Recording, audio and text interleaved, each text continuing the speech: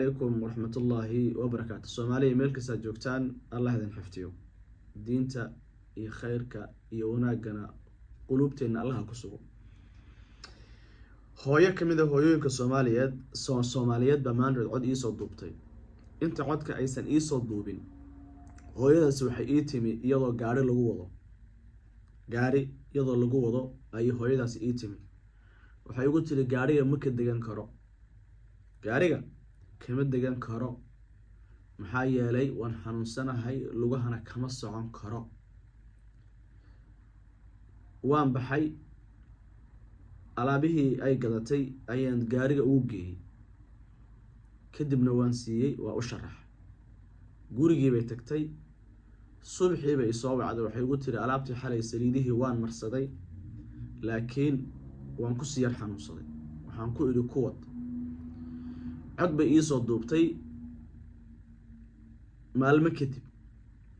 waxay ugu tiri xanuunkii aad ogeyd ee gaariga aan wadi kari waayey ee aan socon kari waayey, ma aaminsan tahay maanta inaan anigu gaarigayga wato oo aniga aan soconayo oo aniga wax qabsanayo oo aniga aan danahayga wato?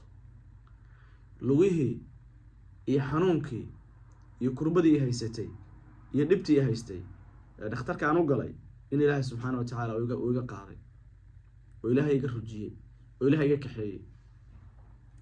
waxaan ku yidhi markaa Allah kuu ziyaadiyo.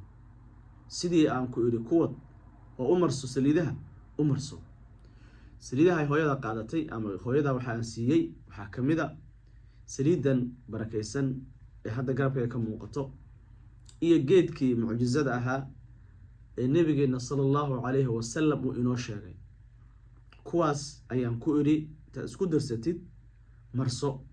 sidoo kale waxaan siiyay cusbo milxul baxrida ayaan siiyay oo aan ku idhi iyadana lugaha gasho intaad qasto. bal u fiirso, qof maalmo ka hor kuu yimi isagoo socon kari la, gaarigana ka degan la, gaariga waa lagu waday, ka degan kari la, isbuuc kadibna ku soo wacay oo kugu yidhi maanta waan socon karaa, gaarigeena anaa wato, caafimaad baana ku noolahay. ka wax caafiya waa Ilaahay, laakiin asbaab baa jirto oo Ilaahay subxaanahu wa ta'aala addoonkiisa uu marsiiyo. saa darteed walaalaha, saliidan mar horena waa idiin sheegay, dadka inta badan dhabarka iyo lafaha iyo cirbaha iyo murqaha iyo meel kasta oo xanuunayso jirkiisa kamid a, labadaa geed ama labadaa shay hadday marsadaan in Ilaahay ka dulqaadayo. oo aan qiso horan idiin soo gudbiyo, tanna idin la wadaagayo, oo mar kastaba aan jeclahay inaan walaalaha khayrkii wanaagga la wadaago. maxaa yeelay mar walba qof muslima oo walaala aad kurba ka dulqaado ama aad caawiso, Ilaahay baa ajar kaaga qoriya subxaanahu wa ta'aala. xataa haddaad shayga ka gadatay oo aad u niyooto walaalkaas inuu Ilaahay ku caafiyo, ajarna kaa siiyo, Ilaahay wuu kaa siinaya. saa darteed walaalahayga aan jeclahay, geedka horta meel kastaad ka helaysaan, ku bishaaraysta midaas. adduunka daafaha adduunka meeluusan oolin ma laha. fenal seed haddaad tidhaahdid meel kastaa laga helayaa. saliidda laakiin waxaad ka helaysaa al-shifa.